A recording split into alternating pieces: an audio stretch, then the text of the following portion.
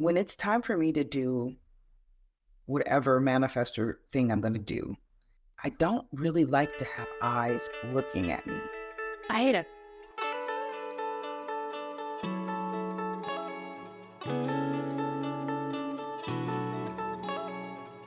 Hello, and welcome back to the podcast Biz on the Brain with your host, me, Annemarie, where we talk about anything and everything related around being your authentic self, what that is even like, how it feels, where to even start, and all of the things you could be doing, because everybody's so individual and everything is just so multifaceted as it should be.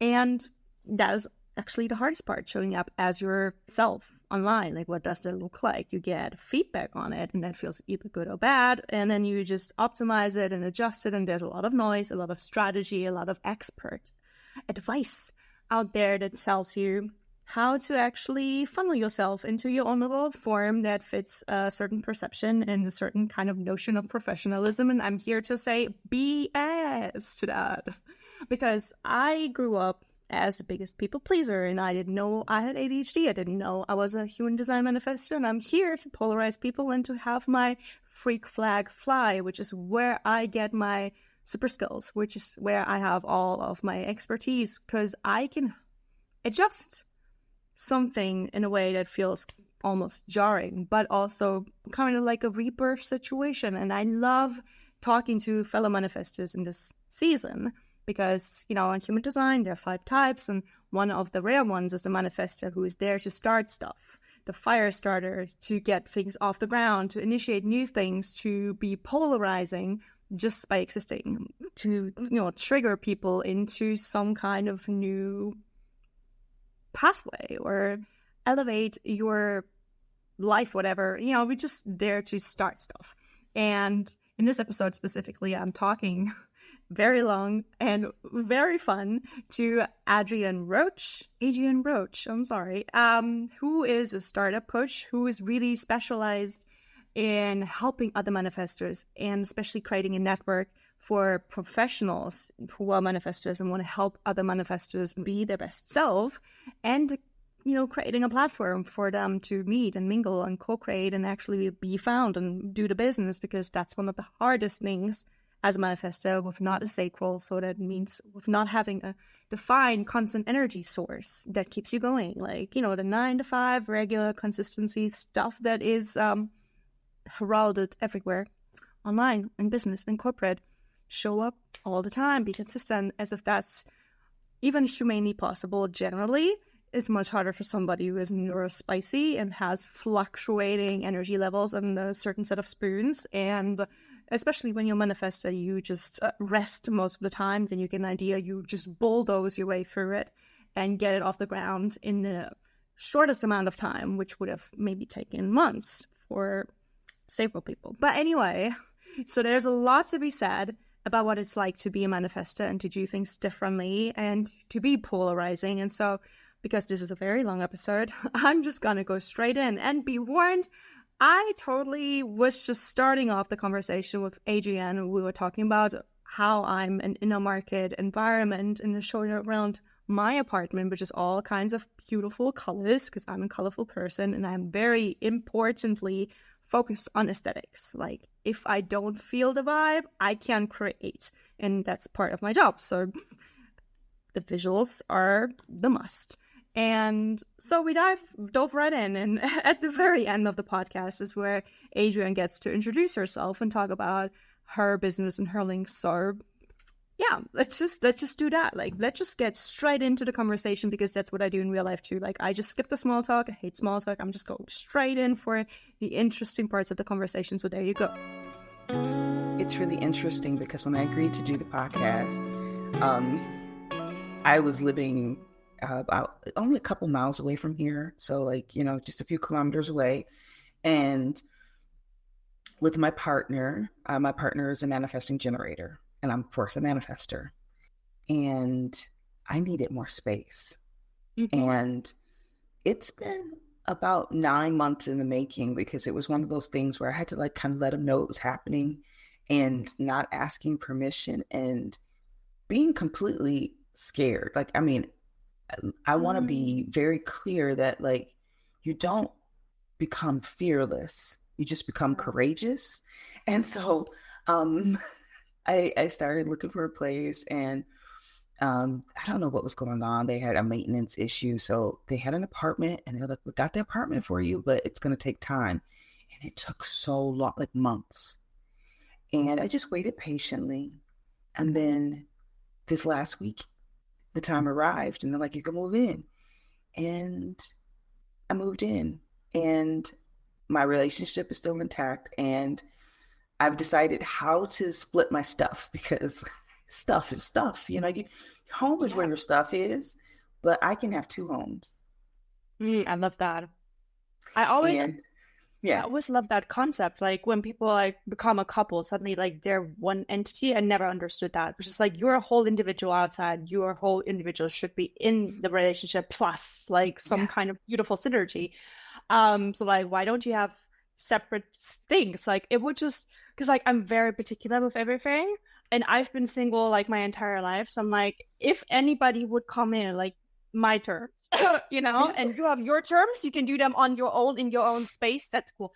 But like, I'm not gonna be like moving stuff around if it just doesn't naturally kind of fit. Like, I feel like there's space for doing anything together, but there's also it needs to be individuality, and that's I guess like this is the most manifested thing I could say. Like just like my stuff, my rules, my boundaries. Your colors, your space, your aesthetics. Because so my partner and I, we both have the 4521. He's a manifesting generator, but then his other channels are all generator channels. So he's a king, and so he runs his home because he knows it's his kingdom. And I had my own bedroom. So it wasn't that I didn't have some space of my own, but I didn't have creative control over every space, even though he would relent. He's like a cross of defiance. And literally his first answer to everything is always no. But I learned how to wait.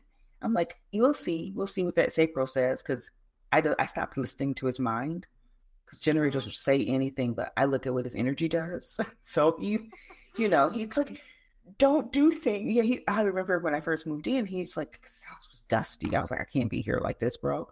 And he's like, don't touch my dust. And I'm like, are you crazy? So what is this like a particular brand from Sahara that you collected? Exactly. Like no, it was just him being silly, because I think there was control issues. There's a 4521. The 21 could be over strong sometimes. And so we just kind of worked it out, and it was great, but I just needed more space, particularly because when it's time for me to do whatever manifestor thing I'm going to do, I don't really like to have eyes looking at me. I hate it. Like, because I also have ADHD and I hate being perceived. And there's like a lot of different theories in the community about why that is. Usually it's because people have opinions and they will tell you, and then you feel stupid, essentially, in a nutshell. And so like, if there was 10,000 corrective comments by the age of 10, I was like, I surely had more. Like people, I always had something to say every single day. And so I'm just like, don't look at me. And then even if they're nice, they're like, oh, it's so cute when you do the thing with your tongue, or like you furrow your brows, whatever. Like, why did you see that? Now I'm very self-conscious about it. Now I'm like, like observing myself, like when I'm working, just like I look like a lunatic when I work. Like I just like hunched over. I'm just like, like how they show IT people in these action scenes and movies when they're just like not uttering nonsense and they're just like flicking and doing things with their finger. That's what I do naturally. It's just like hammering on the keyboards, and people are like, what is this noise? Like I'm just like, I'm trying to be really quiet. I love it. I'm mad. I love that so much, because it's like, what's your profile? I'm a 4/6 clinic, but I'm in the now. I'm in the now course. What else? And I'm in a market environment. I just recently learned, and I explained so much because like I don't like people that much. I like them one-on-one, but also like in my own realm. Just like networking. I get burned out so easily. I just want to collect the people so I can individually call them. You're like, these are my network. This is my network. And now we can individually meet up. And I love that. For me, going back to when you were talking about like kind of looking like a mad scientist or hunched over doing like our intensity, I think is so fascinating, but it's also a little disturbing to especially the other types. Yeah, And that's that's what what I I was got most of. People are like, too much, too weird, tone like they get like freaked out. Like I freak people out so much. Or I'm always extreme. Like I can never do the middle ground. If I'm middle ground, I'm usually just like tapped out and dissociated. But like there's no middle ground. It's just like standby mode, you know? Just like when you have that glassy stare, you're just like in some outer space, living some different worlds, you know, like daydreaming. For me, it's like actually I'm like what is it called? Multiple daydreams, which is a bit too extreme again. No, but like either I'm like so on and the energy and people feel like a force field is happening, or I'm just not it at all. Like it's not even rest mode. It's just like I can't get it done. Like everything's hard. I'm not inspired. Everything's like meh. Just like, you know, boulders upon boulders, and people are like, yeah, just do the thing. At first, you don't tell anybody with ADHD, just do it. And like, I don't have the dopamine. I'm sorry, my body is just fighting. I've burned I all of don't that have, sugar right now. I don't have the dopamine. Yeah, just like take it away. Like, give me some or get off. Like, you know, make Yeah. it fun for me. Or just I don't. Yeah. I think I think I can definitely relate to that, and especially like the extremity parts. Like my partner would say, well, actually, another manifestor said this. Like I have two modes, either um, like dragon queen or potato, Yeah. and I'm literally, and that's me. And having to accept those two modes, and even down, like I don't have a diagnosis, but my daughter and I mean, we definitely. My dad was also a manifestor, spectrumy, it's ADHD spectrumy shit happening over here because I'm definitely like I'm highly distractible. I'll walk into a room and like it's so funny. My partner will say, "Oh, you came in here and got distracted." I'm like, "Great, at least you understand what's happening." He now doesn't like ridicule me for it because I told him I was like, "Yeah, it doesn't like if you ridicule me for it, it doesn't actually matter because I don't care." And that was Because for me, that. it feels so bad. Like for me, it just like taps into my guilt feeling, you know, like all of the trauma. I'm just like, now I feel like a broken human and like you Yeah, pointed it out. So now everybody sees it. Now I have to like compensate or like feel bad about it in my and corner. fix it. And Yeah. like my family, I was the last child born Mm, I to was okay, cursed. yes, and I think that might be part of the difference because Mm. I got forgotten as a child. So when you're talking about like getting all that attention and being kind of like told what to do a lot and all that, I didn't get that. So my parents were like tired, I think by the time they were I'm tired. Like sure. Kids are like tired. yeah, because they both I was the last of like 10 children. Are you kidding me? They were not No. tired. They were just completely drained. Yes, it's completely exhausted. Like my dad's was a manifestor. My mom's was a sacral generator. Oh no, she was an emotional generator. And they they forgot me. So I was able to operate almost with impunity as a child because they were just exhausted. And so I'm not used to being perceived and looked at, or at least I never think about it because I also came from a family where everyone had defined egos. Mm. And I didn't understand how the world would be different. Like I remember going to school and all of a sudden people looking at me and thinking about me. That only happened once I went to school, it felt like. Otherwise, people looked at me because I was in a really huge family. It was like, oh, the little kids, they do something entertaining for 5 minutes and then they're just playing they're doing whatever the kids do. And I'm kind of grateful for that because it has given me at least a baseline to understand people don't have to pay attention to you. When people are paying attention to you, especially as a manifestor, right? Because we're tracked in our environment, like people look at us. And I didn't realize how uncomfortable that was until like I went to school and I was getting the valedictorian of my high school class was competing against me. for grades. But it was hilarious because all I wanted to do, I remember it was I had a very poor, I would say, poor mindset when it came to what I wanted to do at school. I was like, C's, get degrees. That was my, Okay. no, I always Nice. got good grades. I got really good grades. But I also understood I wanted to have, like, I wanted my social life and I wanted to have fun. And I thought that was more important. But she was really focused on the grades. And she would like, oh, I've got all A's. And I'm like, okay, I've got all A's and one B, but I didn't work hard. And I also have a social life. So, that was interesting to me to have someone not only look at me, but compete with me without my knowledge. That's weird. Yeah. Yeah. Yes. Yeah. Yeah, I relate to that. I've always, anywhere I've been, like in these scenarios, like school, university, work, it's always a woman or girl. Yeah. Mm-hmm. And picks me out and like tries to compete, but also subverts the group against me, like, do the bitchy mean girl thing, but like very covertly, like the sneaky one. And I'm just like, what did I do? Because I grew up the biggest people pleaser because I was observed all the time. I was like judged. I needed to be the good girl, the big sister. And so I was, and I also have an open G center. Like I am a chameleon, like depending on where I am, I really like to just mold myself. Now I do it at my own terms, but like back then I was like, oh, I have to fix everybody. I have to be everything for anybody at any given time. So it's really difficult when circles merge. So I was like, oh my gosh, how do I do that? Like be different things to different people. But yeah, so like there were always these girls who hated my guts. And I didn't know why, because I was like catering to them. I told them, like, I remember there was this one girl that came in completely new, and I was like, oh, she's a new one, like underdog. Don't want her to feel alone, so like I adopted her. Like I usually do that. She's like, oh, I like you, and I just now we're gonna be best friends. I still do that as an adult.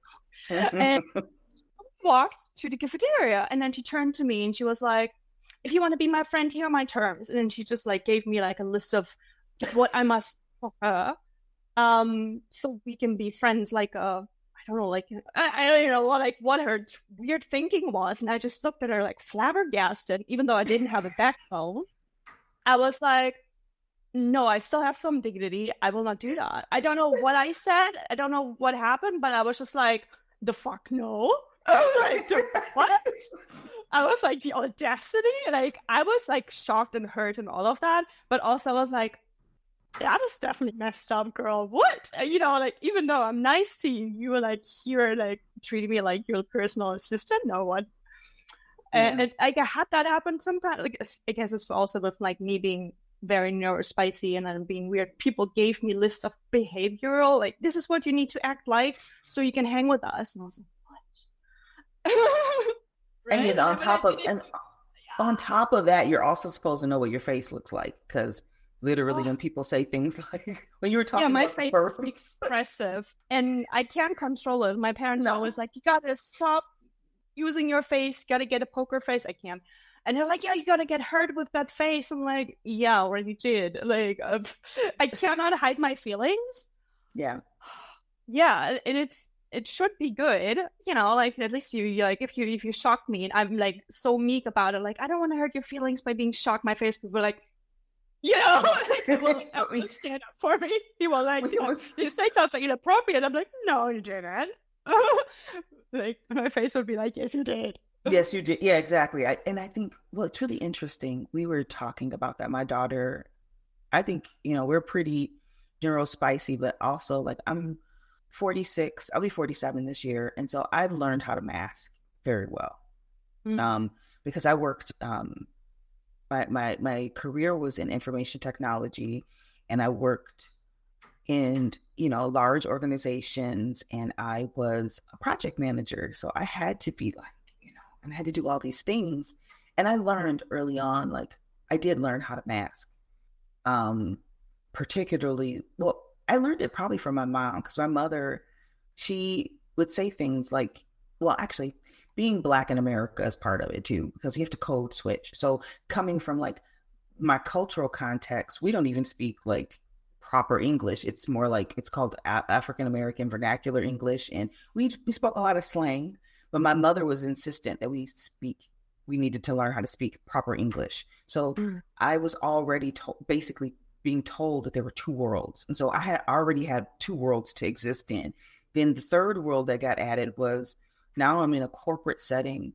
And because I was in a male dominated, particularly in this country, white male, or sometimes we get more Indian and more Asian people in, information technology, got our coders and stuff like that. We import a lot of brains to the US because we have to. So anyway, it was very important for me. Like, I couldn't be that expressive. I couldn't really show all my emotions. So it was, and the thing is, you could get a bad reputation in the workplace, particularly because they want to say women are emotional. And I'm like, well, all humans are emotional. Let's, and if a woman breaks and has any kind of emotional display in the workplace, like when I quit my job, my last job second to the last job I ever had. And it was just time to go. Like, the Manifestor could not go back to that place. And it was a great place to work. There was nothing wrong with it. It was just my body was done going there. And after I left, my manager had theories about why I left that were so incorrect. And also just like, I don't even know where he got any of those ideas from. But one of my old coworkers was like, he's saying that you were depressed and that you were going to kill yourself. I'm like, what? Wait. I said, no, I just needed to be out of there. There was nothing, and I didn't have anything against anyone there. So having masked for a long time, and then unmasking, that's been my challenge. Like, and I understand what you're saying, like, where, because you don't mask, you never developed your mask well. No, I have a lot of masks. I just don't have a poker face.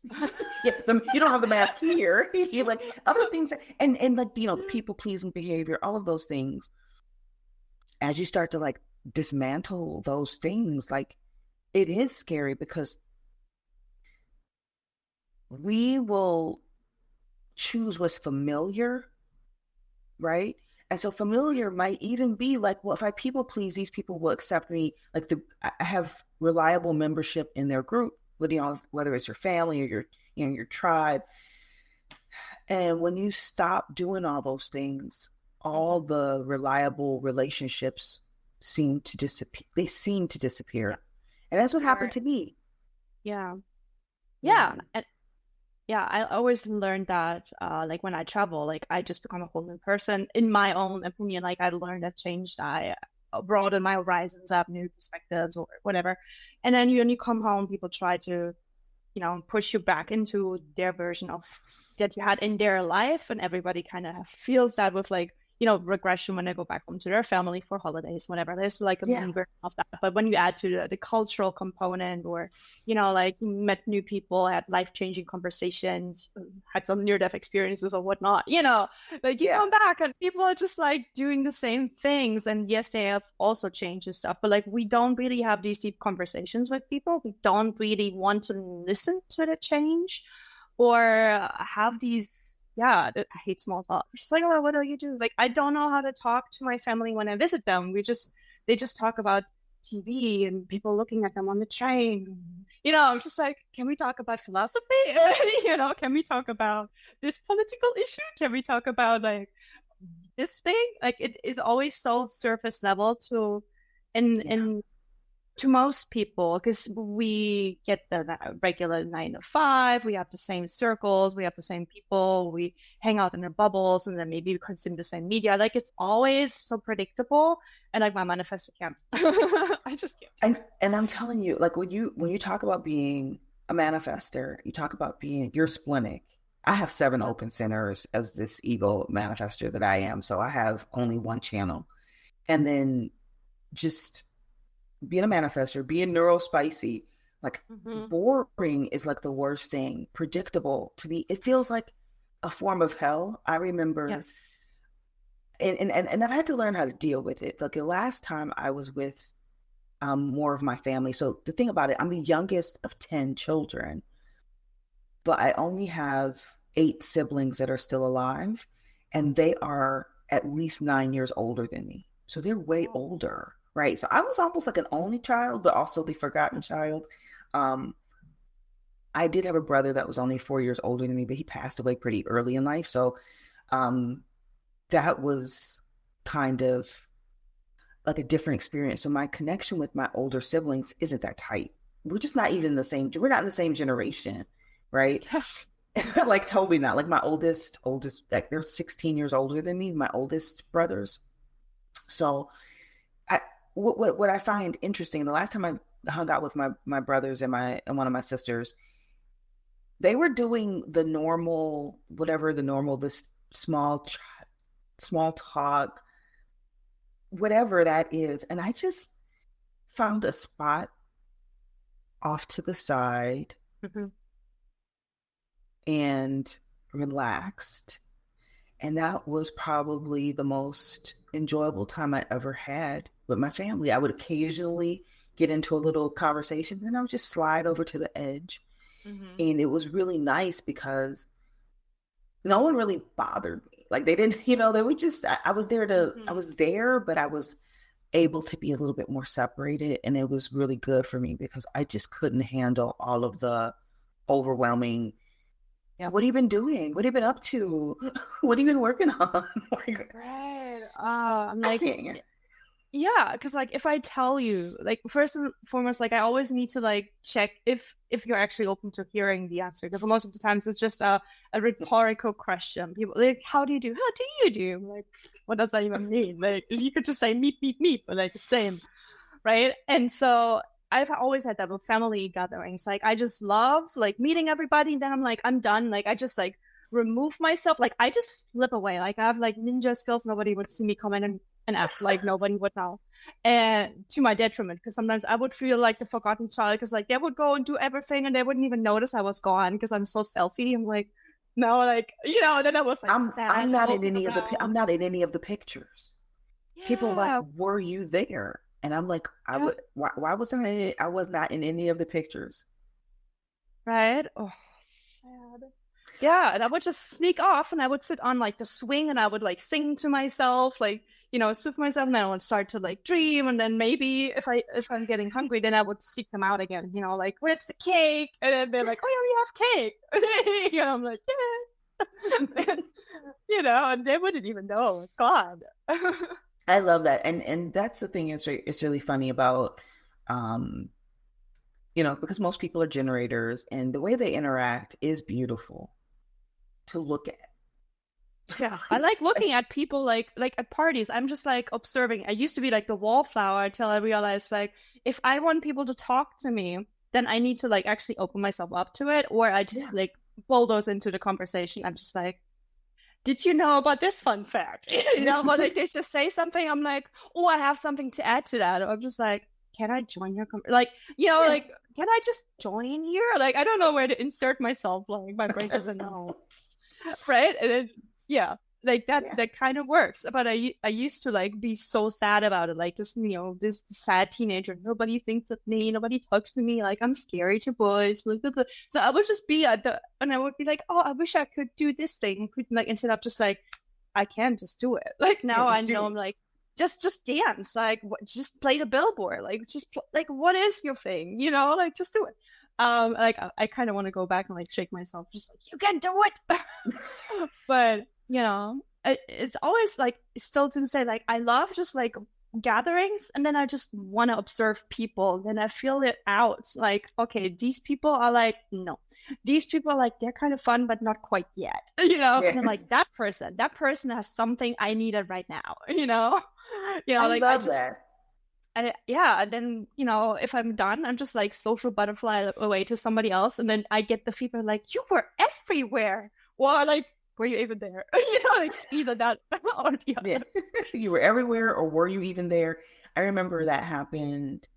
I went to like I don't even understand how to describe it. Maybe like a very tiny festival. It was like at an urban farm, and they had like a stage where there was a concert, small, like very small, people performing, and some other things going on. And I think I was doing a group Reiki. I was doing group Reiki there. And I came in and I did my workshops, and I was there for a bit, and then I left because I was done. I was just, I was done. Time for me to go. And someone was like, I was there. You were there? I was like, yeah, I saw you. Look, I didn't see you. So that's like the thing with being a manifestor. Either you are being tracked or you're almost invisible. Like you get to have both. And I loved having those ninja skills, but also understanding that sometimes even if you have ninja skills, there's one person who is looking for you all the time. Like, for me, it would probably be my older sister. Where'd you go? Because she's a generator, but she's like, when we're somewhere together, we tend to stay together. I love her, and we can do that, for a time. But if we're like in a place that we're not usually, we'll stick together. And if I were to slip away from her, she would notice. But other than that, like if we're amongst family and it's just all of that exchange of energy, you can get lost. And I think that for some of us, it's like, it feels isolated and lonely. Yeah. Yeah. And for some of us, it like feels that for me. Now I can see how to reframe it, where I'm like, okay, I can intentionally remove myself, but then I'll have to intentionally insert myself back. That's also my responsibility. I can't just suddenly expect people to remember me when I want to be remembered. Like I always was just like, I don't miss people. Why don't they miss me? Like if I, like I have to do it both ways. Like if I do that, either I stick to somebody, because I used to just cling to somebody, be like, please be my lifeline. Like in the party, like would just pick a friend. You need to be with me all the time. I cannot exist by myself. I don't know, do social. Like I don't know how to do humans, and right. And so they were annoyed with me. They were like, can't you do anything by yourself? Like I was a codependent person. Because like I was so invalidated growing up that I couldn't trust myself, because apparently anything I felt or did was off. And so I was like, okay, I can't just shut down like my intuition, my expression. Like I became super depressed, so I didn't have all of the masking emotions that I needed to do. So I was like, yeah, like this perfect robot. Like, and then I got compliments. I'm like, great. Right. I'm suffering and now I'm good. Yeah. Just like, yeah, whoa.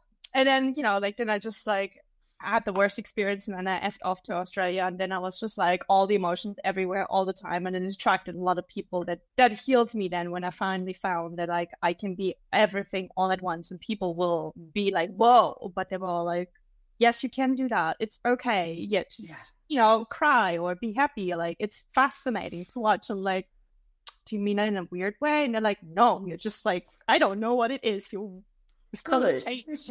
I was like, don't change. I was like, I'm sorry, like what? I was like, I need a moment. And I couldn't even process that. I was like, is this a prank? It felt so weird. And then travel really helps you do that, because they don't have to do that for you. Like these are random people I can just never see again. Why would they have to say it? No reason. They just generally do. And then I felt I can foster such connections myself when I like just adopt a person for a day and we go on a hike. And I'm like, you're my best friend now. And then you're my emotional support human for the day. I love that. And adopting a person for a day, it feels so less pressurized than the idea that we have to be together forever all the time in one particular way. Because I think about that, like even with my partner. So back to like, okay, I just got this new place, and he's not necessarily all the way comfortable. This is an uncomfortable thing. And I told him, I said, this is welcome to Manifestor shenanigans. Sometimes we're going to do things that are uncomfortable. And I love how you talked about like how you can remove yourself, but you also are responsible for inserting yourself.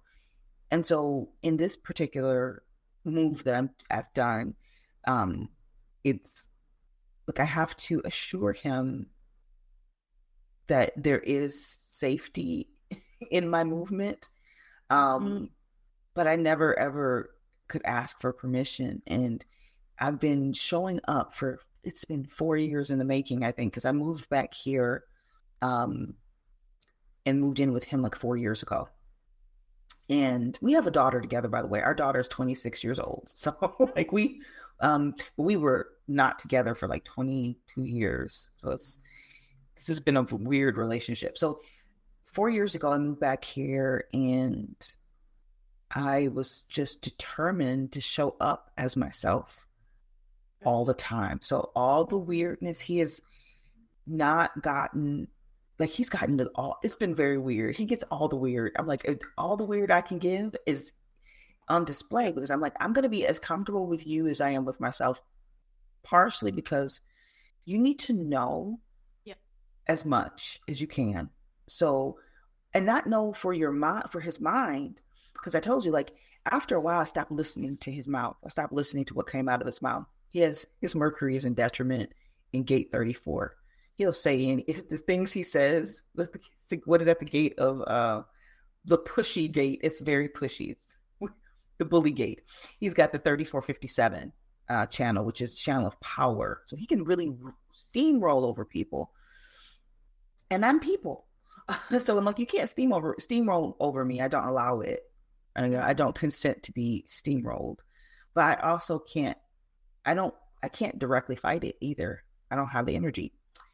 So I just showed up as myself all the time, putting no labels on it.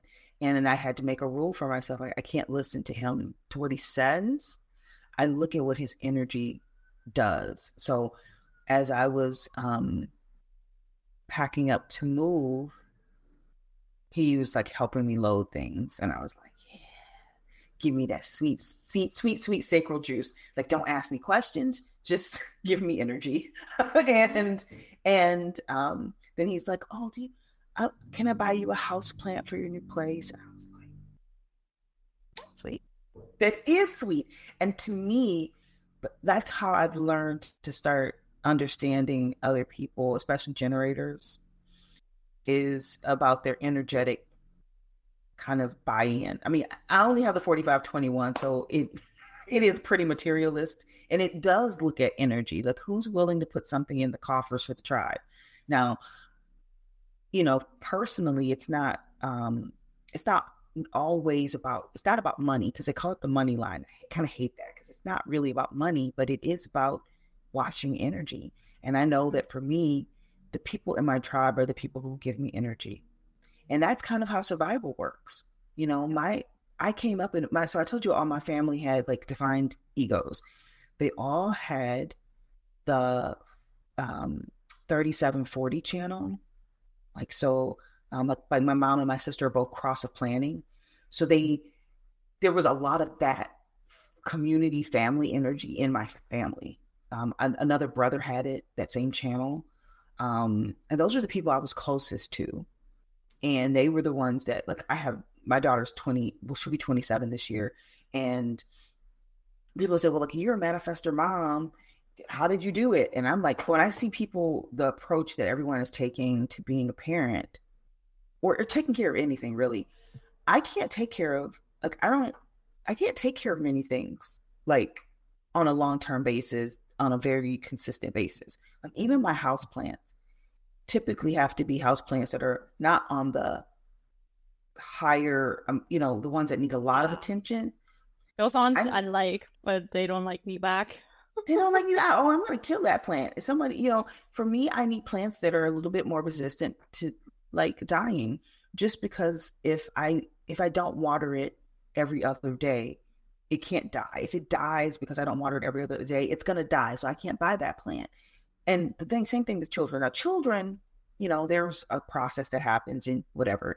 Maybe you rise to the occasion or whatever. But I had so much support in my family.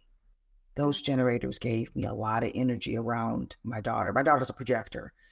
She was cared for by a tribe. And when I see people, so like, even if I had, when you think business, or I think about anything that requires any framework of consistency, either I need systems in place to do that, or I need some people. Yeah. And so I even though I know that as a manifestor, I'll do things alone, and I have to open the doors and do all. But some stuff for maintenance, to build and to maintain things, Mm-hmm. I can't do. I can't do it. And No. I've released it. I've Yeah. released And it. I think that's part of the overall like thing with human design. It's not that we're like the lone wolves, as we're often described. We're just like the people who do it by themselves. We could, but like we need other people to then take it on and do the thing. And so we could be the director, the CEO, like tapping in and out. Like for me, I like to start things and then tell people about it and then just like go off. But it's just so difficult for me, like, because I've been doing it for like 10 years now with my freelancing, because I keep changing the focus, I keep changing it.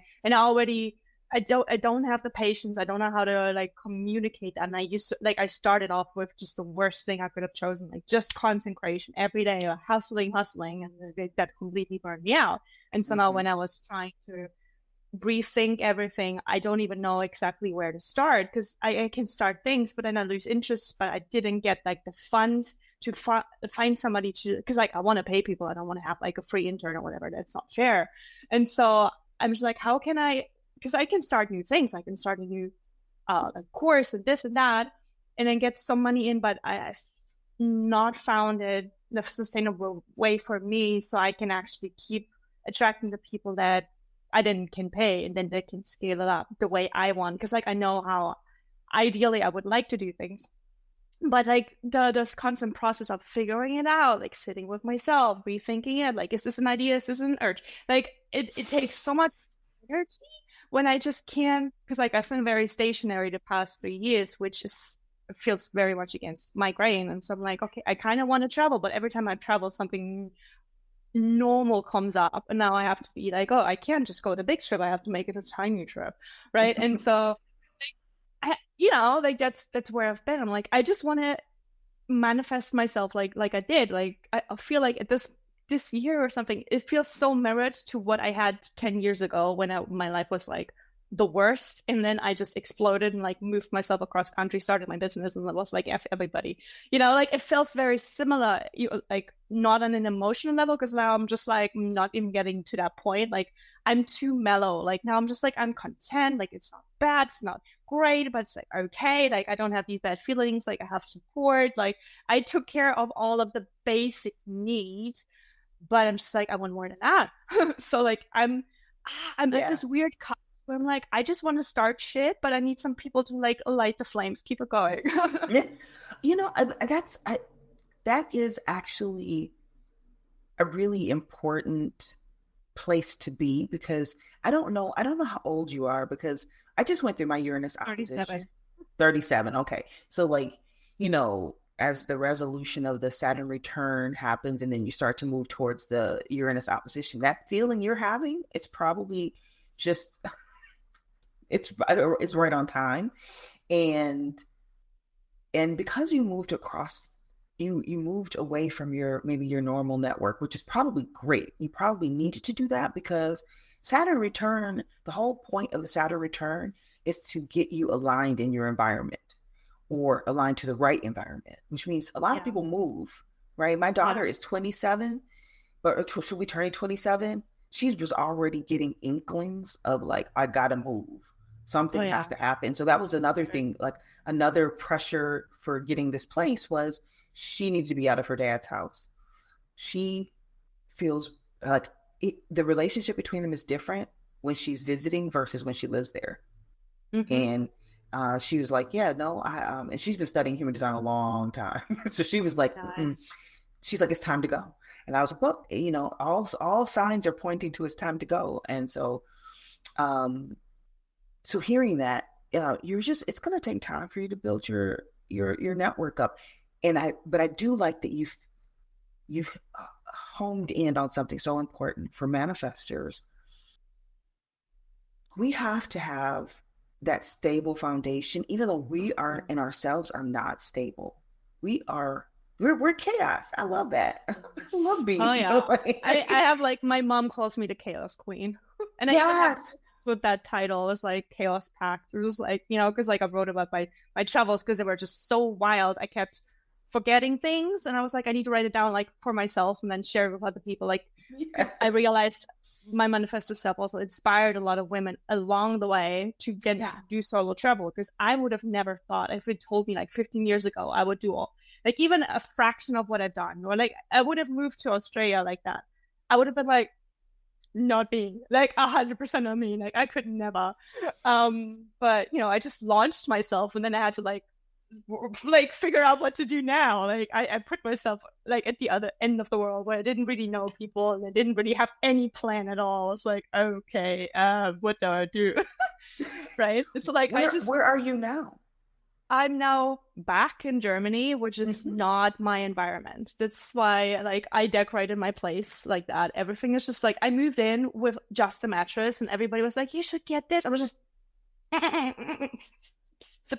I was just lying on the floor, because I had tried to manifest a place for like years and years, because I didn't want to just constantly move. I needed a balance, because, you know, extreme. I don't have a balance. Again, I'm too extreme now. I'm just resting and sitting and like not traveling. Just like, I hate and so like I moved in with a mattress. I had like vision boards that I had in my mind of exactly what each room should be like painted. You know, like it took me a year that I was like on this Pinterest board and these things. Like I drew it all in my notebook and was like, this is my home.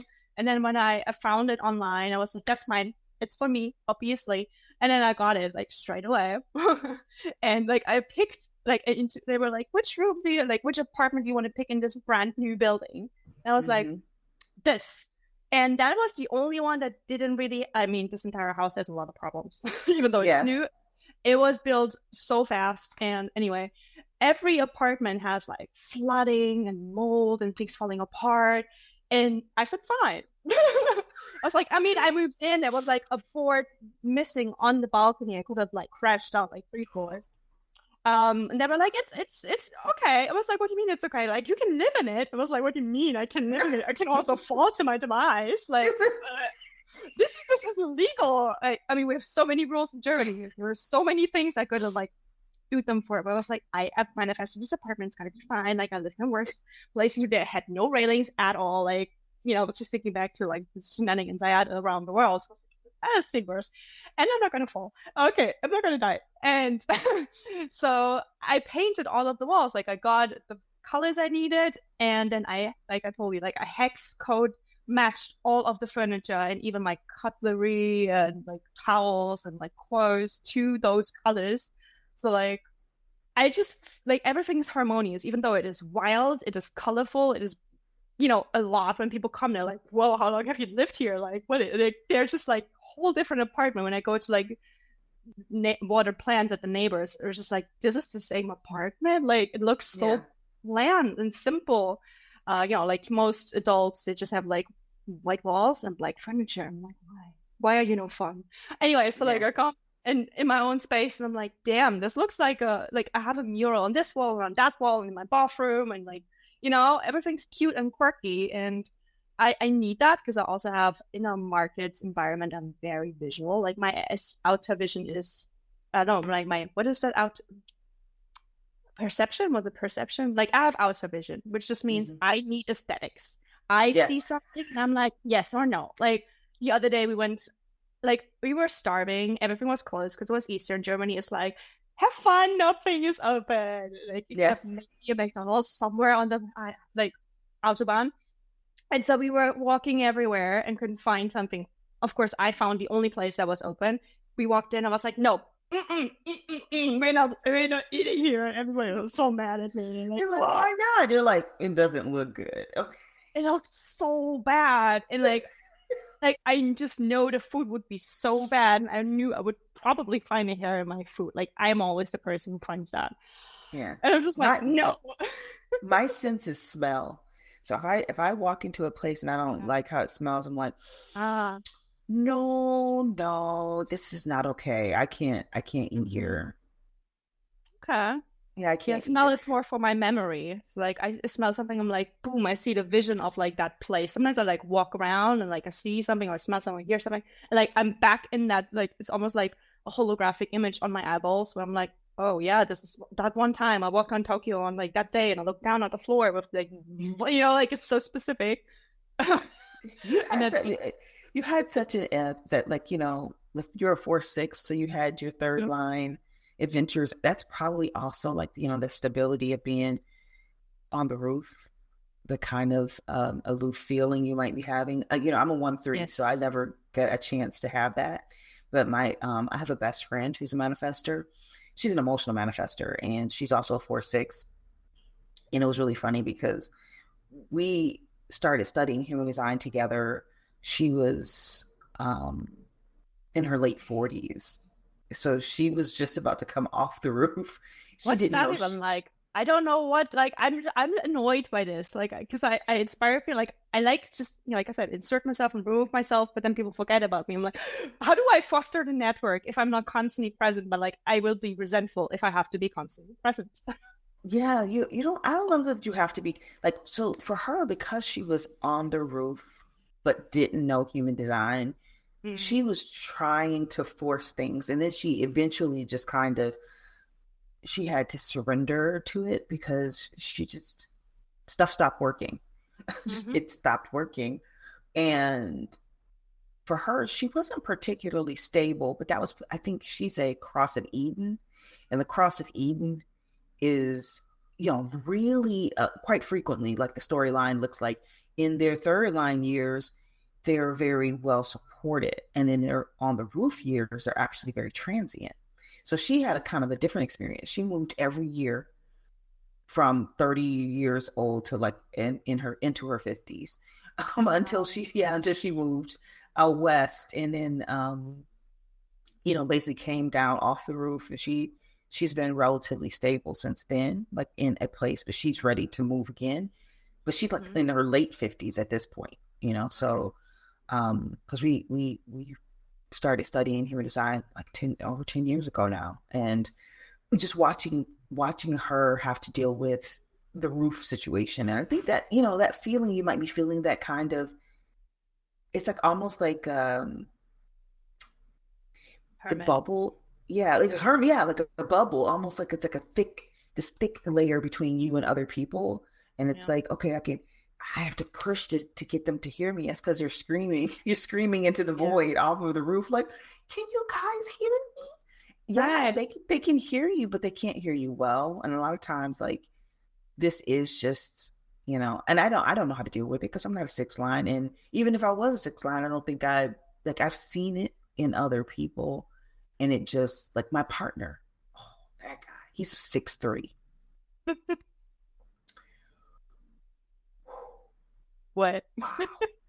When I tell you, like, his 3 years were like, this is partly why I couldn't, it was something in me. And I didn't know he resigned that early in life, but I knew I would have died if I had hung out with him during the 3 years, because it would have been too much. He was living a life that I could never have kept up with. Even now, like, he's a 6 line that's almost 50 years old. So over the for him, I feel like the roof hit him around um 38 or so. So there were really big transitions in his life. And he talks about, like, he used to have all the family come over. He's, of course, a generator. And he likes to invite people to his kingdom. He's like, I'd cook and I want everybody, all the family to come over. And they'd stopped. And everybody stopped coming. Yeah. And then the pandemic hit and it was like all the way Mm-hmm. cut off. So we haven't, like, since I've been there, very rarely any visitors. And I'm like, maybe he'll be able to kick that back up, because maybe personally I didn't want to have all the visitors. I'm a 1-3. Honestly, I don't think people talk about second lines being hermited. Oh man, I don't know. The third line to go out for adventure if they have to, but that first line mind wants you to just go Yeah, bury just you and the yourself. knowledge. Yeah, like I am surrounded by books, and I can just, and I have the internet. Like I can study forever. So, Yes. but just watching that 6 line, like, he was very troubled. I had to explain to him about the roof. Now, so my partner, people say, well, is he into human design? No, but he will listen to things I tell him about himself, partially because they were so true. He couldn't help. He was like, and even how I deal with him, like, I remember listening to a lecture, and Ross says something about, like, connection charts and doing couples readings. and making sure both people are present. Because if only one person has all the information about like all the circuitry and stuff like that, you have a real advantage over the other person. This is partly why I told my partner that. I said, listen, I see your human design and I get to watch you in real life. I do manage him. Like I managed the relationship based on what I know about our connections. But it's so not fair to you. Like that's a lot of extra work. No. Well, how about this? I think it's part, you were talking about responsibility. We talk about manifestors informing, which is of course not a real strategy. Informing is just to help people get on board with us. But I would say being informed as a manifestor is so important. Meaning we have to have situational awareness. If you want to start something, you need to know if something's in your way. So, we talk about when you want to initiate, you are trying to get people out of your, get obstacles out of your way. I'm not saying people, obstacles out of your way and energy recruited to help you.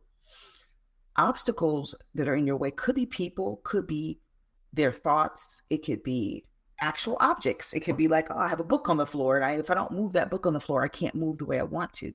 So it is my responsibility to clear the objects out of my path. And for me, it's worth it to know enough about the other people in my life to be situationally aware, to understand, and even just simple things. Like the biggest simple thing that all non-sacrals, well, particularly projectors and manifestors, if you can detect when the sacral is open to you or when it is closed to you, because generators will interact with you with a closed sacral. You know what it feels like? That's resistance. If they're operating with you, like interacting with you with open sacral, it feels like cooperation. It feels like they're ready to give you a gift, because that's what the generators have. They have a great gift of energy. We have the great gift of opening doors. The projectors have a great gift of guidance. The reflectors have a great gift of being cosmic weirdos. And I love that. When I say that with love, reflectors. Please don't get mad at me. But being cosmic weirdos. So everybody's got a gift. If you don't know how to understand when the gift is being offered, and being able, like as a manifestor, if I try to open a door and nobody wants to walk through it, well, if I still want to open the door, I'm going to open the damn door. Nobody's walking through it. I'm like, okay, what's wrong with this door? Well, maybe I'll play with that door some more until someone walks through, or maybe I'll just say, the six would have to walk through, and then everybody comes after. Yeah, 100%. Like, and sometimes I walk through, and it's like, okay, what's cool over here? And they see me enjoying it, and then they're like, well, what did you do? I'm like, I walked through this door. And now I need to charge you a ticket price to also walk through this door, because I'm a manifestor and I got to take care of my base. I have to have a material security, because all the non-sacrals need it. We don't, the fact that we don't have this work energy. See, we have plenty of energy.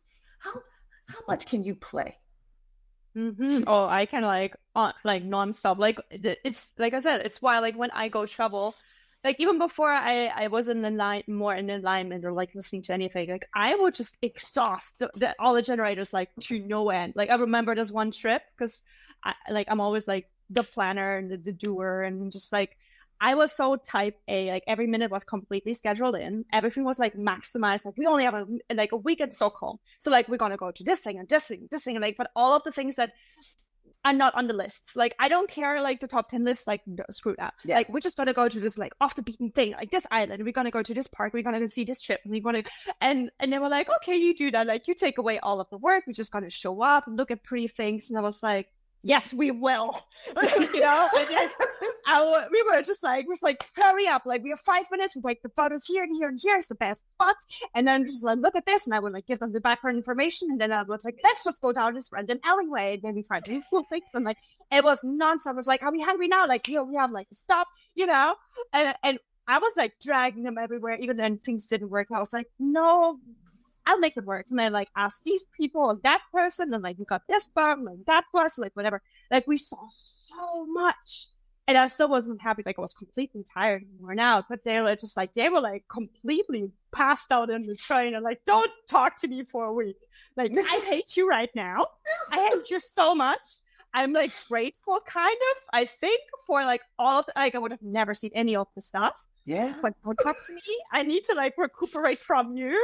And then like after a month I came back and I was like, I looked through the video photos and stuff. I was like, damn, like what did we not do? Like it's like how did we do so much? And yeah. And that's the thing, like, for me, yeah, it's that's not healthy too. Like now I can regulate it more. I'm just like, I'm just gonna do my own thing. You're gonna like rest in your little corner. You're gonna do whatever you want to do. I'm just like over here like bulldozing my way around the island. Let me clean up again. Like that's when I like tell people like you need to really be mindful about troubled bodies. It's like it's the best relationship test, but also the best way for you to figure out how you can actually both be happy. I hate compromises. I hate it because usually it's like somebody has to sacrifice something, the other person has to like settle. And that's just halfway happy. That's what I call it. It's a compromise halfway happy. Like, do your happy thing, I do my happy thing, and we both have a shared like overlap of our happy things. But like, please do not tell me how to do the travel. And I'm not going to tell you how you do the travel. If you want to ask for my advice, I will give it to you. Like, I can have a whole lecture of all the things you can be doing because like I read you. Like, I feel like this is what you need. And like, I can initiate you into it. But like, now I know I need to ask for permission. I need to see, like you said, the energy. Are they actually open? Because sometimes they say, yeah, I'm supportive of it. But like, you can feel that they're like, it's in the vocal tone. This is why, can I tell you, I stopped listening to my partner's words. And even now, he's, you don't know this, but he's not emotionally defined. So he typically doesn't have to think about it. And he's got a defined spleen. So he has the spleen defined that connects to his sacral connecting to the G center. And then a pretty small split. I bridge his split, by the way. I 7 open centers, but somehow I bridge his split. And he also has a 45-21. So really for him, it's, the 34-57 is super like individual. It's like very selfish. So for him, he doesn't really want to do things unless he not that he understands, but his sacral processes the idea that this is good for him, like, or that he wants this. And he moves quickly. Manifesting generator, like if it's a regular generator, I listen to the voice tone more, right? So they'll, like, oh, hey, you want to go do this thing? And they're like, if I hear high pitch, I'm like, okay, that's not a yes yet. If I hear, yeah, that's when I know it's like, you can feel it. For him, it's, if I say something like, you know what I wish I had? If I say, oh, you know where I'd like to go, I'll say something like that. I'll start a sentence. He will be grabbing his car keys. He doesn't have to actually know what we're about to do. Aww. It's the sacral. The sacral is like, yeah, no, let's whatever. I need something like that. I don't want to have to explain. Just trust me. We're going to go somewhere. Where do you go? I don't know. Like, it's going to be wild. Yeah, it's going to be worth it. I don't know. Let's go. And that's the thing. For me, now I'm starting to understand that. I used to think that you'd go to a relationship. Remember you were talking about the lady who had this list of things you had to do to be her friend? The only thing that I need from a person is that they can get their signature with me. Mm-hmm. Right. So if I were to have I don't think I've had a romantic relationship with a projector, but my daughter is a projector. If she can't be successful with me, like, you know what I mean? If our time together doesn't give her, when I say success, I don't just mean, the definition of success in the world. Success is that feeling of sweet happiness. Like, she feels successful when we bring her gifts and when she's being acknowledged and cared for and recognized. So if I couldn't do that with a projector, it's probably better for me not to have that relationship with them, because it's going to become a bitter, angry relationship. If I'm with a generator, if they can't get satisfaction with me, now that doesn't mean I have to satisfy them. They get satisfaction with me. What does that even mean? because I don't give my partner satisfaction. I mean, I mean, I don't give him. Do you know his life satisfaction comes from him? He Yeah. does that. Yeah.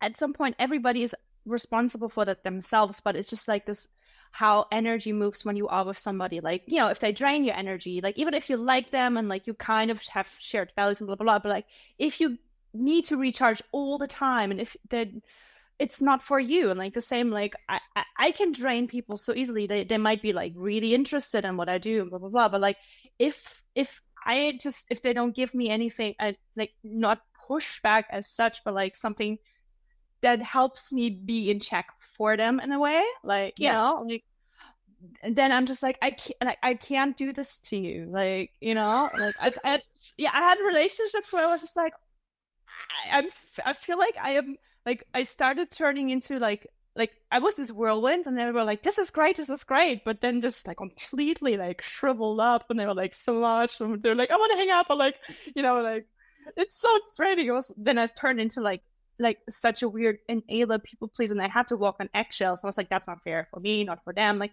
and I learned that I like everybody needs to show up as themselves full on. Like, we can't catfish people all the time because, like, you know, I was raised to be like, only show yourself in doses, like, you know, get them like maybe a little bit like used to you and then maybe a little bit addicted to you, and then you can like be full weird.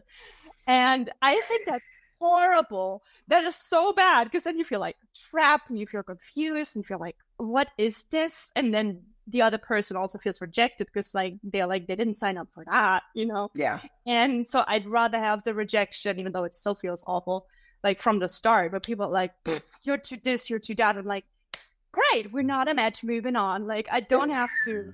I that's what I'm doing in my business now. I'm just like, I want everybody to be like a weird, like a sorting head for weirdness. I'm like, you just need to polarize everybody. Like, I mean, it's such a manifesto thing. Like, you need to polarize, like split the people, part the waves, you know.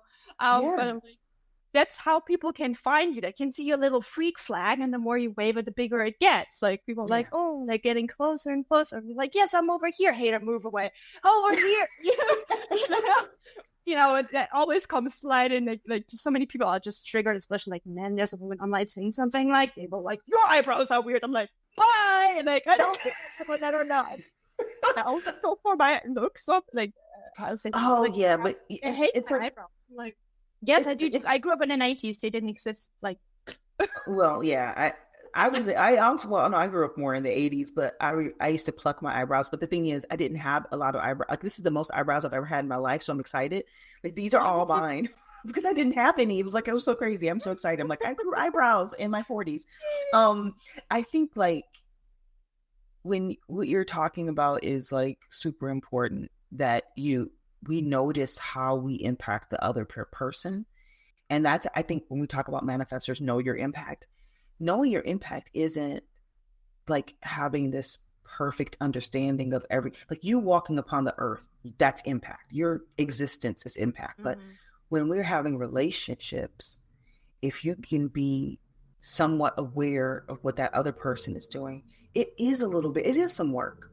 But I think, to me, it is the work worth doing, to be present enough to see, and then also not to compromise ourselves. Because if someone wants to insult me or be mean to me, or really, if you highlight how we're different and you're not appreciative of it, you know, and I don't even think that they have to be always appreciative, but respectful. And that's probably it is in my chart. I don't mind disagreement and us not being for each other. But, and then also, like when you were saying polarizing everyone has, this is what I call it. And I was doing this kind of reading for a while. I called it the personal algorithm. We talk about like Facebook or Instagram has an algorithm, but your life has an algorithm, and you can see it in your human design chart. Every one of the interpersonal gates is almost like a filter that filters people through these energetic kind of windows. Like my favorite, I'll tell you, can I tell you my favorite is the the design side moon. So your unconscious moon. I'm in, looking up mine right now. okay, yeah, yeah. So your unconscious moon is a gravity field. It's the attractor. It brings people to you. If you want to know why people come to you, look at your unconscious What moon. does a 45 do? Like a 40.5. Oh, 40.5. So it's really interesting. That is the 40 is one of the gates of aloneness. That's interesting. So Yeah, usually um people come to me when I don't want to be bothered, then they just sit next to me and tell me their life story. I'm like, excuse me? and like, so let's looking at it. So it's really interesting. One of the keynotes of that is the recognition that to achieve liberation, all negative forces must be rejected. So it's really interesting because that's in the ego. And what it's doing is, you're talking about the polarization, it's a splitter. This is like your first filter. Your first filter is negative people or not negative people. Yeah. Literally, they're coming to you because being with you is better than being alone. Not better than being alone, but when people are trying to be in our lives, they're competing with our solitude. I feel Yeah. like you have a great damn time by yourself. Oh yeah, I'm like so much fun. Like I like even if you put me in a room with nothing in it, like my brain is fascinating. Sometimes I'm just like, oh, okay, oh, I didn't think that. Like that's why I'm an external processor. Like I talk and talk. I'm like, oh, this is what I think. Okay, I think you're fun. I think you're absolutely a riot because so when I think about like the fifth line also has a projection field on it. So it could be that people think that you're going to help to transfer that ability to a them. lot of projection there. Yeah, people are like, I thought you would do this and that. I'm like, what made you think that? Yeah, like I remember I was dating a guy and he's like, "Oh, I thought you were vegan." And I'm like, "Please give me some bacon. What are you talking about? Like I need bacon." So yeah, I have a fifth line in my design move. Mine is the 49.5. And I would tell you, it takes a little bit of contemplation to understand how it works. Because once you start to look, you won't be able to unsee it. You'll see how people are coming into your aura. Yeah, they're coming into your aura. And I really think it is almost like this. It's the first place where you start to filter people. Mine is a 49.5, which is gate of rejection, but the 49.5 is practical resources for the tribe. So literally people typically come to me because they know I have something useful for them, right? So I have a lot of, in my work, I usually talk with manifestor women because, well, I'm a 1-3 and I'm very obsessed with myself. So that's what I know most about. I mean, I know human design, but I'm really, really mostly concerned with manifestors. And then the other project I'm involved with my daughter is something called MySpirio. And what we're doing is gathering human design professionals in an easily searchable platform. That way, and then, again, I gather people. A tribe is just people who have a similar they have similar desires. They want the same kind of thing, right? So it's not like we all have to have matching t-shirts or anything. But my spiritual tribe is all human design professionals. They all use human design in their work with people. Cool. So what is the practical thing that I'm going to be offering them? I still don't know, actually. I'm not 100% sure. My daughter has the entire channel, the 1949. I think she's the one that actually, this is really more so her project. And I'm doing what I do. I have gate 45 a couple times in my chart. I gather people. I'm really good at gathering people. Now the next thing is like, what is the practical thing that we're going to get? So sometimes the practical thing is people want to talk about their businesses. And I've helped people with their businesses, which is hilarious because I don't find myself to be good at business, but I'm good at energy. So and I'm getting better at business, but I'm good at energy. So, that has helped some people. Other practical things is like, well, how do I do this? Like, how do I use AI to help me automatically generate a whole bunch of Instagram posts, which is pretty easy to find out, but like practical information, even right now, like I'm putting together a workshop for people who run Facebook groups who want to grow their groups or start to convert those people into customers. That's really hilarious because I've done that before, but I don't think I'm really good at it. So I'm bringing in an expert. Because I gather people. So I have an expert who's a meta expert. She's going to come in and teach a group of us. So, that to me helps me to understand like what is happening, because that unconscious moon is what happens when someone comes into your aura. And aura is not, people talk about it being like we have to be in the same room. We're in aura. Right now, our auras are connected. And I want to tell you, you don't feel overwhelming to me. You feel fun. And if I keep, all I have to do is like, I can't match that exuberance that you have is beautiful. I don't match that. No people can. Nobody you can that. Just like, keep me fired up. Because like if I don't get anything back, then I'm just like deflating, and then I just like vegetate, and I'm just like, yeah, tapped out. That's what I guess matching my is just like keep fanning me. I'm just like well, keep giving me a spark. I'm moving, so there's random objects around. It's so random things that are around me right now because I'm unpacking. But I have like balloons. I wanted to do a balloon shoot, but like I didn't even blow them up yet. So like they're just here. So you are, first of all, I have to say your mural is beautiful, and I love how you've decorated. Your work is. What is your work? Because I feel like your work is probably changing right now. It's everything. Like for me, it's everything around kind of the overall umbrella term. Like, why did I put it on my finger? Is branding and digital marketing, but it's really focused on how you actually show up and like be yourself online. It's really authenticity. How does that look? And it's so different for every person, which is where my intuition comes in. When I talk to a person, I see their movie in my head. I'm like, this would be your trailer. I see it in my head. Or like, they want to have a photo shoot. I'm like, I can see it in my head already. And then they say something like, no, I change it. Like, I have a movie playing. I'm an edit. Like I edit, I shoot movies, I edit, I do photos, I edit the photos, I do writing, I do like branding guidelines. I help with the content planning and ideation. I'm an idea person, but I can execute the ideas. And like until I have no more energy or inspiration to give. So like it needs to be different, needs to be fun and changing, needs to be like an open process, which is where, a lot of people come in and try to micromanage, especially with anything creative. People have no idea and they often don't trust. So like, if anybody is in design and listening, you get people like, can you just change this entire color scheme, this entire, like all the videos, can you just change out the song, which makes the entire video redundant and I have to start from scratch. And I get like annoyed. Even when I communicate up front, I'm like, you tell me exactly what you want to have. They don't know. They give you some ideas. You're like, I trust your judgment. I'm like, boo, yes, you don't, because you will never know what my brain's going to come up with.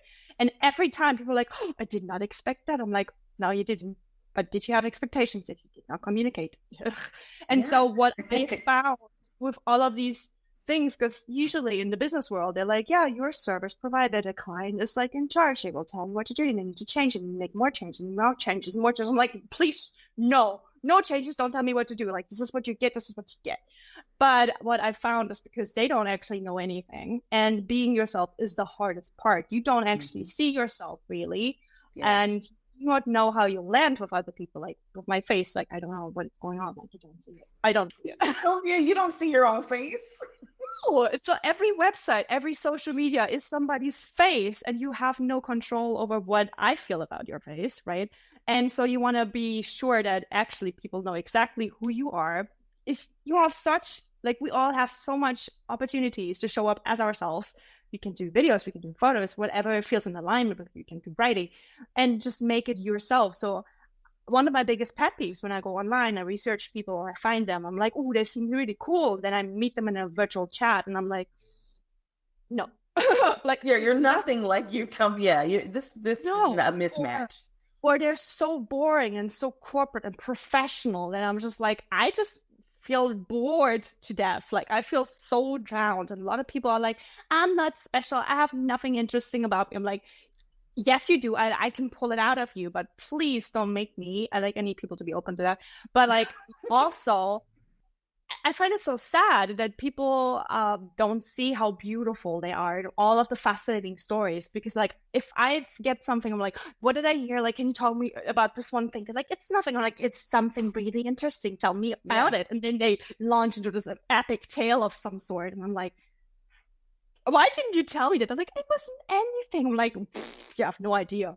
And, you know, so like, people are fascinating. You just need to have somebody soundboard it or like show it to you or like visualize it. Like for me, when I discovered virtual photography last year, because I do branding and video, and like, I need you to be there with me from the start. So I can like just scrap everything that you've done and we start from scratch, and then we see how we can actually tie it into, and then you can give it to your brand expert, to your designer, to social media manager. Like they do the thing, but I need you to be with me so we can figure out where you are right now and how you're evolving, and like, you know, the constancy of it. Just, you're never your fixed self. And I always burn down my website like every half year. I'm just like, I hate everything, I need to start again, you know. And so having somebody on your side to constantly figure out how you do yourself and how you show up is also fun. Like, that's my mission. Like, I need business to be fun, and I need you to like enjoy what you're creating, because like otherwise you could just be employed and doing for somebody else. Like, why?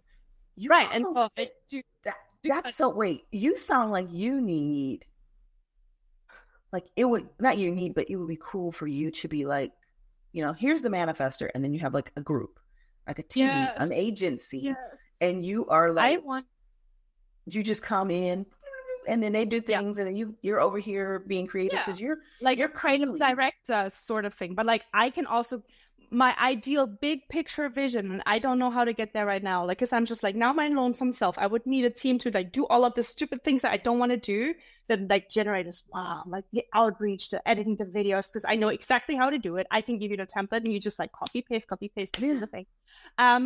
I hate that so much. Like, I do all the things myself, and I'm just like trying this new thing, that new thing, blah blah blah.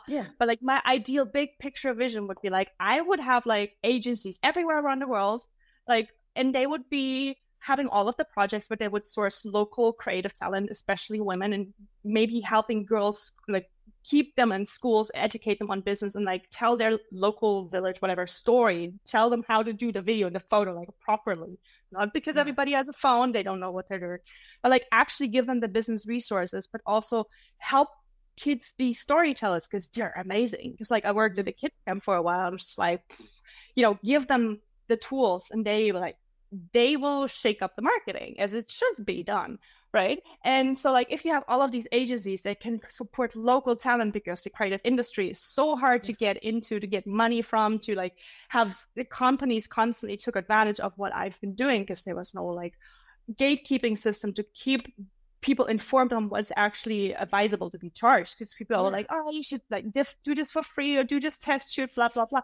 Like, the creative industry is so undervalued, but it's so essential, because people need stories, and like, marketing needs to be constantly new and innovative. And you can't do that when you keep micromanaging people and you do everything in-house, and everything is just like the same manager says yes or no. Like, that's not how this works.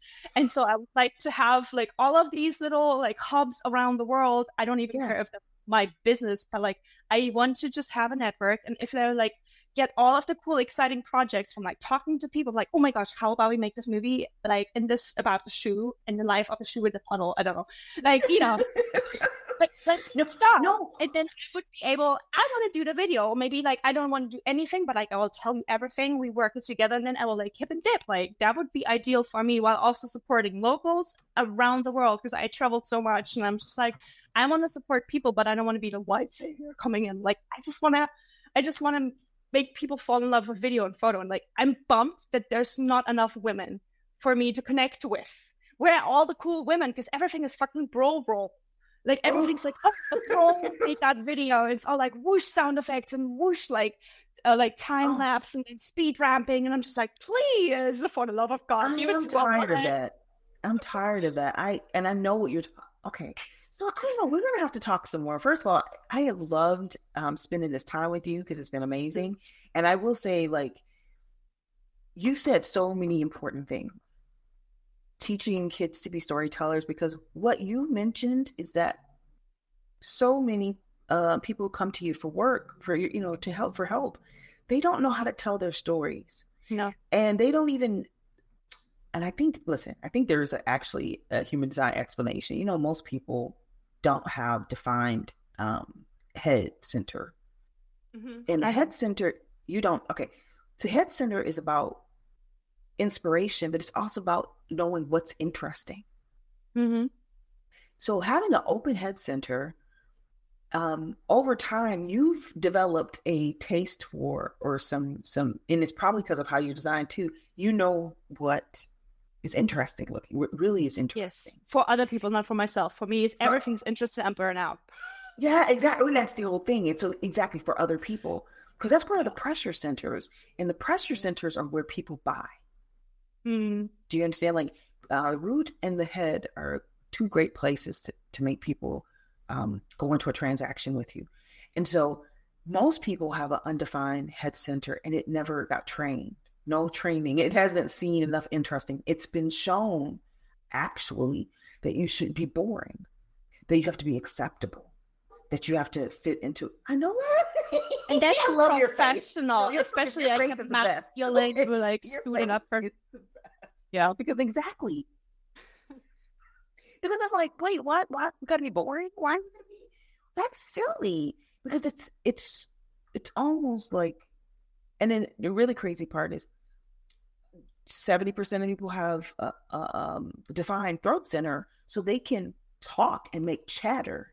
So that means that uninteresting things are getting attention, and the things that are really interesting, people don't know that they can or should make those.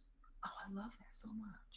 Yeah, I just need to harness that more into business, because like for what I see for my business, I currently really want to get those people who want to be more focused on themselves and focus on how to actually be yourself. And I think for me personally, I found photography is a great tool. It's like, give it to a kid, they don't know what they're doing, but they're having fun. And then you experiment with it. And I'm always a trial and error person. Like, don't bore me with all the technical details. If you ask me about my camera model, I'm just like, this one. I do not care. I do not know. I don't like, there's buttons I press. It don't work. Like, especially like male photographers, I can talk about that forever. Like, but like, can you just actually make it cool? Like, it doesn't have to be in focus. It's like the rest of the pictures. Like, can you just get movement? I don't know. So what I want to do is like I said, I look at people, I look at women, I can then translate that into the actual physical image, because I can also do it. And so what I really love doing with the portrait photography, like I got some women in front of a white wall, and I was like dressed in a white bed sheet, and they're like, so like they were just like this canvas for me. And then I would just make up elaborate stories on the go, where it's like, you're a pirate queen, you're on the ship, and you're like, mutiny everywhere, mutiny, and like, you need to get the ducks on the roll, like, what you gonna do, like, off of their heads, like, whatever, I don't know. And I would just make up stuff, and they would be like, I don't know what's going on. They would be so confused, which is the goal, because I do not want you to be in your head thinking, do I look cute? Is this a weird pose? Like, do I have a double chin? Don't care about it. That's my job. And so I would take these photos where they would just be like happy and weird, and like, I don't know, like, they have to trust the process, because like they don't even know what I'm doing, because they just hear me click like a crazy person. Yeah. Shut up, like the shutter goes on, like and then I would take your photos off, and then I would just stare at the image, and depending on what energy I got, I would instantly launch into like maniac mode and would like edit until 2 a.m. Or I would just sit there for 2 weeks until like mediocre, and then I would be like just hit something in Photoshop, like try this random thing, and I would again like, get into hyper focus, and like boom, it's like a different art form. Like, I put women in like on like a pirate bride, like with their treasure, or like picking their nails with like a knife they had in the photo shoot. I was like, okay, we'll use the knife, whatever. And the next one I put in a flower field with orchids, whatever, because that's how I felt about them. Like, you're this badass queen, you're this gorgeous, you're like this fairy tale fairy, whatever. And then I showed them the picture and they're like, that's me? What? I'm like, yeah, that's how you feel to me. And then people coming like sideways, like, oh, but that's not feasible for business. I'm like, yeah, if you're boring, that is. But right? And that's the thing. Like, I can be anything. Like, I can work with you if you work with me. Like, you don't have to be on the full fairy with the wings. Like, we can get that energy, the vibe, and then make your photos feel like you're this dainty little flower with like a, like axe hidden behind you if you want to, like, and you can translate it into these fun photos that are still professionally appropriate or whatever. Or you can just stand out in your feed because you just post this random picture of yourself and then you tell about the story, and it doesn't fit into your perfectly curated feed, but it definitely gets attention, which is 100%. And so, yeah, you're really hitting on some things, because like recently, so my daughter and I, we're both 3 parts left and 1 part right in our variables. And then that might be, I don't know who listens to your podcast, but that might be a little bit.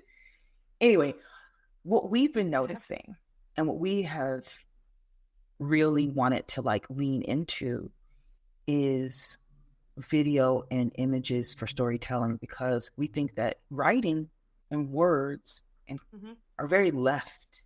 They're very, it's very mental and codified, and it's very logical, because when you're reading, you're actually doing a translation. You're looking at letters and then you're retrieving a concept. But when you're receiving a picture or a video, you're getting, when people say, we used to say a picture is worth 1,000 words. Yep. You're really getting sensory overload. You can direct people's attention so specifically. Like I learned, because like I used to do writing and I wasn't really open to the process of really using my voice. Like it took a while to like actually just talk like I talk. But even then, like I had somebody come to me and just like, I like what you write on your blog, by like looking at you in real life and looking at the text, totally different worlds. Try video. And so I did, and like fast forward, now I'm just like making mini movies. Like if I want to dress up as like Lara Croft, like I will do that to get the point across of like, embrace this adventure of this beautiful jungle. Don't just look at the pretty flowers, like be an adventurer, like whatever, like get people in a mood. And especially I mentioned this kids camp where I was like doing the video documentary of all the kids in the camp for marketing, but also work with the kids so they can like learn something, or just have a silly dance video, to like Ed Sheeran, and, just have fun. But what I really, now I lost my train of thought. What was I going to say? Because at the end of the summer, we had this big video that everybody always looked forward to, like no pressure. And so I was like, I need the audience to be sobbing and to be laughing. Like I needed them to be on an emotional roller coaster ride. And when I edited it, it was like, at this point, like people need to be like, I was just like strategically like mapping this out and like hoping I did it right, because I was still pretty fresh. And then people, like, I stood on this gigantic stage, like I made myself a dress out of a curtain, like presented like the Oscars, and like my friends were like, I did a quick like outfit change, like I went backstage, like I ripped off my dress and I changed something. They were like, what? I wore it, but like I told you need to have a scene change. I will get like, I wasn't undressed, like I had stuff on, but they were like, oh my God, I did. Anyway, so like I did the whole thing, and I was like standing behind the curtains watching people watch my video, and it was like, yes, they're crying, yes, they're laughing. Like it was just perfect. And that's what video especially can do, because you have the sound, you have a feeling, you have the colors, you have the pacing, you have like how you frame the thing. Like you really can control people's reactions, which is why I love video so much. You don't even have to use words. You don't even have to use music. Like there's such artistry and such control in how you do it if you do it very intentionally. And I think that's so underrated in business. And people come to me and they're like, edit this terrible footage into something. I'm like, yes, I can. And I'm always surprised how I can make it work into some piece of kind of story, or make it kind of interesting. Like when people give me like a bunch of testimonials, I'm like, yeah, that was a really nice thing to work together with this person. I'm like, boring. And then I just like chop them all up and like make them finish each of the sentences or whatever. And, and make it into something that actually I want to watch. Like, usually like my ADHD cannot sustain this video. It's like my Yeah, I can't watch this. I can't watch this because it's not interesting enough. So yeah, you're saying so many important things, and like I think that what you're saying, actually a lot more manifestors need to hear this as well, because I think a lot of times manifestors are trying to figure out ways to be online, promote themselves, and be visible, but not wanting to be in the position of having to be present all the time. And that's what video and good imagery can do for us, especially video. Like I personally like video. I did an experiment a few years ago with YouTube, and I did some human design content, and I did it very strategically. Like I found there's a woman on YouTube. There's lots of people on YouTube will teach you YouTube strategy, so it's not very hard to find. But I mean, it was like 15 videos according to a particular like format. It did all the things, and I didn't, and I didn't even do I didn't do a great job. Like these videos are good-ish. They're not great, but they were well made enough. They were to the point. They didn't drag on long, and it was, pretty a pretty good pace. And those videos, I did those 17 videos. Those 17 videos are responsible for 5,600 subscribers. Nice. Just for that handful of, 2 handfuls of videos. So, and those videos they still get played today, which means there's me out there, and I was just talking, but there's me out there, like it's doing work without me. And so when you talk about video and imagery, like I need things that do work with. That's why I love video, because you can be everywhere and you can just chill on your couch. You can go travel and you're still doing your own video marketing by telling people what you are like. They have your business card, basically. They get who you are, so you can dive right in, skip the stupid small talk. That's what the video can do. And I've been like telling people that, like, show up, do the video, and then they get super excited when they talk to me. Like, I have the energy now and I do the video, and then they just do it by themselves. I'm like, you're welcome, but also it's not actually good. Like, listen to me. Like, I mean, that's the thing. And that's where the marketing and the business knowledge comes in. Like, you can just be yourself, but like, because I did the content creation and I spread myself so thin, was like, people need to know everything all the time, what I'm doing, where I'm going, all the tips, everything is so important. Like, and it's not. Like, you need to be so specific about what you want people to see. You need to guard yourself as well, especially because people will come at you online when the video become visible, and to protect yourself, but also to streamline who you actually want to attract. Like, because if you talk about all of the pain points, because yes, it's interesting because you're a multifaceted being, which is important, but also you don't want to keep attracting. I guess I talked to myself by now. You don't want to keep attracting like all of the people who need help, but they don't have any actual commitment, or they don't want to spend the money, or they're like very, very early stages, super confused. And I've always wanted to help everybody. I can, like, talk to me, and like I was like, here's the solution, boom, boom, boom. But it's draining, right? So like, you need to know what it is where you want to focus on. And for me, that always changes. So maybe your website needs to change. Maybe we need to update your video every now and then, so we just do a 1-minute video. Well, it's a series. Like, imagine you're like a TV series, but you get episodes every month only. Just like, this is an update. This is a part of my life, like a podcast episode, but like slice it up, like shoot it out, like so you can have passive content out there that works with your energy levels, that works with where you are, so you can redefine yourself, and you're not stuck to the stupid website now that you were identifying with last year, but now you're not. You're a different person. And so that, like, I want more businesses to understand that it's okay to just change, and to be okay with that, and to attract and like repel people. And I keep talking about just let me intuitively help you, but people are like, so what's the ROI? What's the strategy? Like, that's expensive. Like, I can't see no, of course you can't see creativity. How do you measure me? Like, if I keep marinating the idea in my brain for a month, like, they're like, how many hours is that? Like, a gazillion. Like, I don't charge per hour. That's why. Yeah, I mean, business world is still a little bit too rigid for that, and that's why I'm like, where are the people who get it? And I guess like for me, because I always kind of speak to my older self, that, you know, like all the lessons that I've learned, I guess it's like 6 in me. And I was just like, you know, girl, I wish you had known that it's about video so you wouldn't make those shitty mistakes from the get-go. So I made a course about it, you know.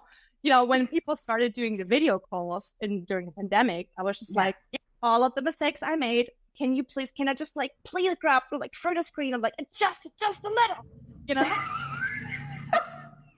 Like the light, the double chin, and like if you're just sitting in front of the sun, of course you look like a doomsday person, you know, like don't. Yeah, so like like don't have the light source behind you. So I love that. I do have to go because I gotta go, but this has been fantastic. I think like I would love we're gonna have to talk because I love what you're about. I mean, you're definitely you got some great observations about how media is being used, particularly for businesses, and how you can really maximize and differentiate yourself with the media and how you put it together. And that's what you seem to be very good at. Yeah, because I see the patterns and I like to break them because like they make no sense to me. And especially if you are in marketing, why do you do the tried and tested? We have the in-house marketing. Like, oh yes, of course I can see that. That's why I approached you in the first place, because you just the same thing. You think you're doing something clever now. I'm like, no, different font. Oh, you know. It's hilarious. I love it. Yeah. So okay. Well, so nice having you. Can you just quickly, because we skipped over that, do a quick introduction of what you do, where people can find you, and what your current focus is? Okay. Well, so it's really weird because current focus is hilarious because I kind of have two focuses. One is I have a brand, but the brand is literally asleep. Manifestors has been around since 2017. Started as a Facebook group, and it was basically for manifestor women. So it's really interesting. There's a manifestor women's Facebook group. That's not my group, but it was born out of my group. The history is hilarious, but for me, I love focusing on manifestor women because I'm a manifestor woman. I'm also a 1-3, and I just am obsessed with myself, and therefore I'm obsessed with us. So it just works. And so we're in terms of what I'm doing right now is I'm reviving that brand. I'll tell you a little secret. So one of the things that I'm doing right now is I'm doing a video series. So by the time this airs, I probably will have it filmed and out there. But I did a Harry Potter human design mashup where I which Harry Potter houses match which type, and I'm about to make some people mad, and I love that. I love that for all of us. And then there's and that's kind of leading up into some things that I've been doing over the last year, which is really exploring the mystical aspects of being a manifestor and what does mysticism even mean, and also how we as manifestors we have to know more. We have to know more. We have to know a lot so we can be situationally aware. And also you were talking about defending ourselves, so I'm kind of doing a spin off the defense against the dark arts class so that we can use human design to actually guard ourselves. Expelliarmus. Yes, you're right. I know. Look, I don't have a wand, but this fan will do. I do. You want me to grab it real quick? I have two.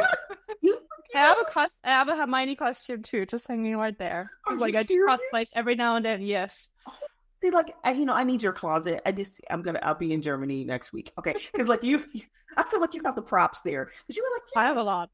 I bet. Yeah. And I mean, I've done like cosplays in London all over the place, and like I fought with a Death Eater, like regular. See, and so that's kind of more of a fun thing that I want to do because what I've done is like I did a 20-person retreat with manifestors. We all manifestor women on a mountain. There were 20 of us. It was amazing. So I want to do more retreats and more gatherings online and also in person. So I'm reviving that because right now I don't have a website. I don't have anything going on. And the other thing that I'm doing is MySpirio. MySpirio is a project I'm doing with my daughter, which is gathering human design professionals in a searchable database, but we're a startup. We would be considered a tech startup. So for us, it's been the direction to approach, because we're both non-sacral. How do we fill up a database with people with minimal work? And so 100%. So we got to get the people to opt in. But I think that in some ways people understand that it's a good idea. But back to, you're like, well, what's the ROI and all that stuff. The reality is, because people have not been in a cohesive network, and they've been afraid to cross school lines. So you got people who are affiliated with IHDS, who are affiliated with Karen Curry Parker, and there's almost invisible walls between these communities. And we want to break down the walls, because we need people who do human design professionally to know each other. Because if someone comes to me and they're not a manifestor, I need to know who I can send them to. And, and not a woman. Because if you're a manifestor and you're a dude, I very rarely work with even the manifestor men. I have dudes I send them to, or other people. Like if you want to go to someone else, but it's not going to be me, because I have my specialty and I really stick to that. And I don't want to if I do other things and I weaken what I'm strong at, I'd like to do what I like to do. So, that particular project is growing, because we're announcing every week all the people that joined. So that's been really cool. But we've got some good news around the corner. I won't reveal that, but some really cool people, like I would say bigger names, are joining the platform. So we think that that's going to be kind of part of the impetus for people to feel comfortable to come and join us. Nice. So yeah. Where can people find you? Where are your links? Where do you hang out?